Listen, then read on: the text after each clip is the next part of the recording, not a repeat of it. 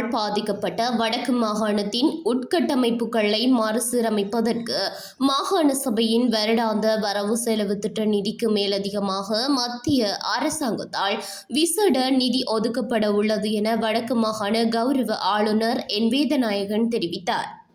இலங்கைக்கான சுவிட்சர்லாந்து தூதரகத்தின் துணை தூதுவர் ஒலிவியர் ஃபிராஸ் தலைமையிலான குழுவினர் வடக்கு மாகாண கௌரவ ஆளுநரை கடந்த 17ஆம் தேதி செவ்வாய்க்கிழமை காலை ஆளுநர் செயலகத்தில் சந்தித்து கலந்துரையாடினர். இச்சந்திப்பின் போதே ஆளுநர் மேற்கண்டவாறு தெரிவித்தார். தித்வா பேரிடரால் வடக்கில் ஏற்பட்ட சேதங்கள் மற்றும் அதற்கான தீர்வுகள் குறித்து ஆளுநர் விளக்கி கூறினார். பாதிக்கப்பட்ட உட்கட்டமைப்புகளை சீர் செய்வதற்கு நாம் கோரிய நிதியை விடுவிப்பதற்கு அரசாங்கம் இணக்கம் தெரிவித்துள்ளது. இது வழமையான மாகாண நிதி ஒதுக்கீட்டுக்கு புறம்பான மேலதிக ஒதுக்கீடாகும் என ஆளுநர் சுட்டிக்காட்டினார். காலநிலை மாற்றம் தற்போது வடக்கு மாகாணத்தில் ஒரு மிகப்பெரிய சவாலாக உருவெடுத்துள்ளதாக ஆளுநர் கவலை வெளியிட்டார். வழமையான மழை காலங்களை விடவும் ஏனைய மாதங்களிலும் அதிகளவான மழை வீழ்ச்சி பதிவாகின்றது. இதனால் வடக்கு மாகாண விவசாயிகள் தமது பாரம்பரிய பயிர்ச்செய்கை நாட்காட்டியில் மாற்றங்களை செய்ய வேண்டிய கட்டாய சூழல் ஏற்பட்டுள்ளது என அவர் விளக்கினார்.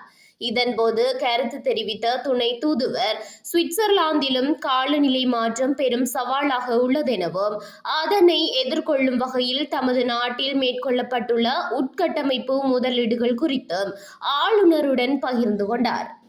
வடக்கு மாகாணத்தின் சில மாவட்டங்களுக்கு தான் நேரடியாக சென்று நிலைமைகளை பார்வையிட்டதாக குறிப்பிட்ட துணை தூதுவர் கடந்த காலங்களில் சுவிட்சர்லாந்து அரசின் நிதியுதவியுடன் அமைக்கப்பட்ட திட்டங்களையும் தித்வா பேரிடரால் மக்கள் எதிர்கொண்ட பாதிப்புகளையும் கேட்டறிந்ததாக தெரிவித்தார்.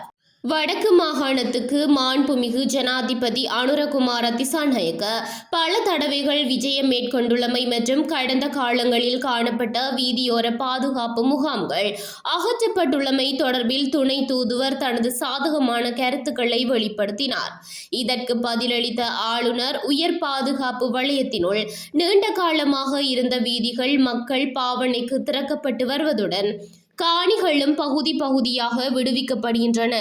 எனினும் மக்களின் எதிர்பார்ப்புகள் இன்னும் அதிகமாகவே உள்ளன என தெரிவித்தார்.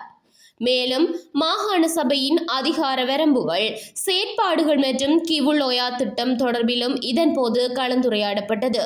இச்சந்திப்பில் ஆளுநரின் செயலாளர் மற்றும் ஆளுநரின் இணைப்பு செயலாளர்கள் ஆகியோர் கலந்து கொண்டனர்.